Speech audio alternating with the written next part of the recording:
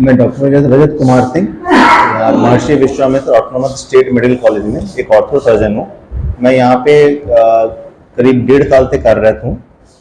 यहाँ पे आज हम एक इम्पॉर्टेंट विषय के बारे में चर्चा करने के लिए बैठे हैं। तो कुछ सवाल जो कॉमन पूछे जाते हैं फुट सर्जरी और एंकल सर्जरी के बारे में, उस पर हम आज बातचीत करेंगे। कुछ क्वेश्चन है, उसके आंसर मैं बताऊंगा, उसमें कैसे आपको रोकथाम के लिए उपाय जो होंगे वो आपको बताऊंगा। पहला प्रश्न है, what are the some of the fastest way to recover from foot surgery. किसी भी फुट सर्जरी में हम बहुत ही जल्दी तरह से कैसे उससे निजात पाके हम सुचारू रूप से काम कर सकते हैं। तो फुट सर्जरी में सबसे इम्पोर्टेंट बात यह है कि जो फुट होता है हमारा, उसमें उसकी सॉफ्ट टिश्यू कवरिंग बहुत कम होती है। तो सबसे पहली बात कि एक अच्छा रिडक्शन होना चाहिए बोन का। ऑपरेशन के दौरान एक अच्छा रिडक्शन हो जिससे हड्डी सही जगह पे बैठी रहे, और अच्छा सॉफ्ट टिश्यू कवरिंग होनी चाहिए जिससे बोन जो भी हमारी मांसपेशी है और हड्डी के ऊपर की मांसपेशी है और सॉफ्ट टिश्यू है, अच्छी हीलिंग हो। और साथ में हमको रेगुलर ड्रेसिंग करें, और साथ में इसको एक सपोर्ट दे देंगे हम, अगर एक स्प्लिंट का सपोर्ट देंगे जिसकी वजह से वो वुंड जल्दी हील कर जाएगा और जो भी मरीज है जल्दी अपना कार्य शुरू करने में सक्षम हो जाएगा। तो ये दो तीन पॉइंट देखने होते हैं। एक तो अच्छी सर्जरी होनी चाहिए और अच्छा सॉफ्ट टिश्यू कवर होना चाहिए, और एक फुट स्प्लिंट देंगे हम जिससे कि वो रिकवर जल्दी कर जाए। तो ये तो हुआ फुट सर्जरी में हम क्या करके पेशेंट को जल्दी उपचार करके ठीक कर सकते हैं। दूसरा प्रश्न है हमारे पास आज, when to go for broken ankle surgery and what to expect from it। Ankle जैसे आप कॉमन भाषा में आप जानते हैं, ये लेग और फुट के बीच की जॉइंट है। इसमें आपकी 3 हड्डियां होती हैं, टिबिया होती है, फिबुला होती है, और वो फुट की हड्डी से जुड़ी होती है। तो ये एंकल जॉइंट बहुत इंपॉर्टेंट जॉइंट है क्योंकि वेट बेयरिंग एरिया होती है जहां पे हम चलने के लिए उपयोग में लाते हैं। तो इसमें टिबिया का फ्रैक्चर हो सकता है जिसको आप लेटरल मीडियल मेलुलस फ्रैक्चर कहते हैं, और साथ में आपका हो सकता है फिबुला का फ्रैक्चर जिसको हम लेटरल मेलुलस कहते हैं, और साथ में पोस्टीरियर टिबिया का फ्रैक्चर भी हो सकता है जिसको हम आप पोस्टीरियर मेलुलस कहते हैं। तो इस तरह से ट्राई मेलुलर फ्रैक्चर होते हैं। तो इनको फिक्स करना बहुत जरूरी होता है क्योंकि एक वेट बेयरिंग जॉइंट है ये। अगर इसको फिक्स नहीं करेंगे तो आगे आर्थराइटिस के चांस होते हैं, तो एंकल स्टिफनेस के चांस होते हैं। तो इनको फिक्स करना बहुत इंपॉर्टेंट है। तो उसके लिए अगर हम पहले मिडियल मेलुलस को फिक्स करते हैं तो उसमें सीसी स्क्रू होते हैं, उससे फिक्स कर दिया जाता है।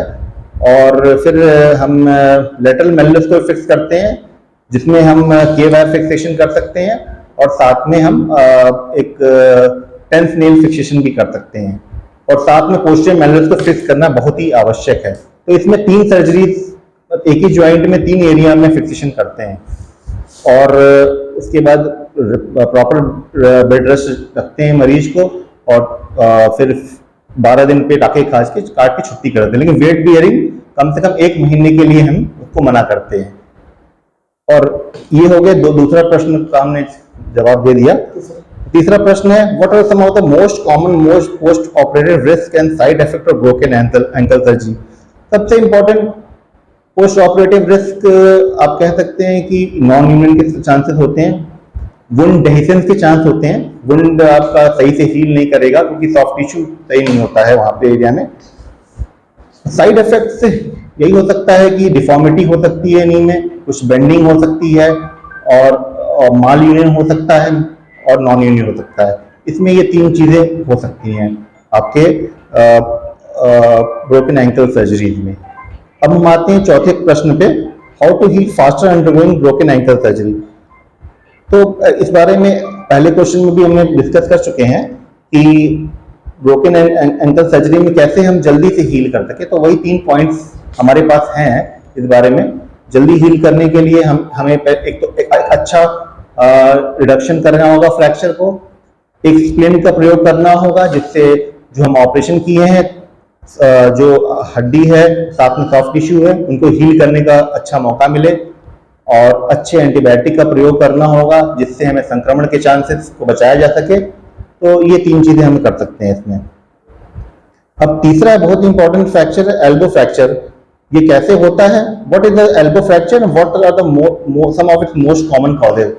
एल्बो फ्रैक्चर कैसे होता है और सबसे इंपॉर्टेंट कॉजेज क्या है इसके। तो एल्बो फ्रैक्चर में एल्बो जॉइंट जो होता है, पहले तो एल्बो जॉइंट के बारे में हम जाने। एल्बो जॉइंट 3 हड्डियों को मिल के बना होता है। आपकी फोरआर्म की बोन होती है रेडियस और अल्ना, और आर्म की बोन होती है आपकी ह्यूमरस। तीनों के अटैच होने पे एल्बो जॉइंट होता है। तो एल्बो जॉइंट में फ्रैक्चर में सबसे इंपॉर्टेंट है सुप्राकॉन्डलर फ्रैक्चर। सुप्राकॉन्डलर फ्रैक्चर मैक्सिमम बच्चों में होता है, जिसको हमको के वायर से फिक्स करना होता है।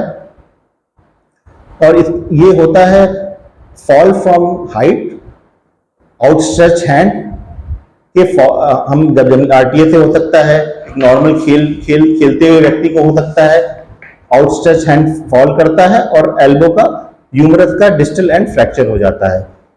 बस इसमें ये चीज देखनी बहुत इंपॉर्टेंट होती है एल्बो फ्रैक्चर में, कि इसमें जल्दी मोबिलाइज करना होता है, क्योंकि जो एल्बो जॉइंट है बहुत ही नोटोरियस जॉइंट है, जिसमें बहुत ज्यादा स्टिफनेस के चांसेस होती हैं।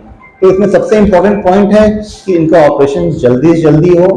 ये इमरजेंसी के बेसिस पे लेके हम ऑपरेशन करें और साथ में इसको जल्दी फिक्स करके मोबिलाइज कर दें। तो ये एल्बो जॉइंट का फ्रैक्चर का हमने बात की इसमें। आज के लिए इतना ही। सारे हमने 5 इंपॉर्टेंट क्वेश्चन हमने डिस्कस किए। एक तो एंकल फ्रैक्चर के बारे में, फुट फ्रैक्चर के बारे में और एल्बो फ्रैक्चर के बारे में। धन्यवाद, नमस्कार।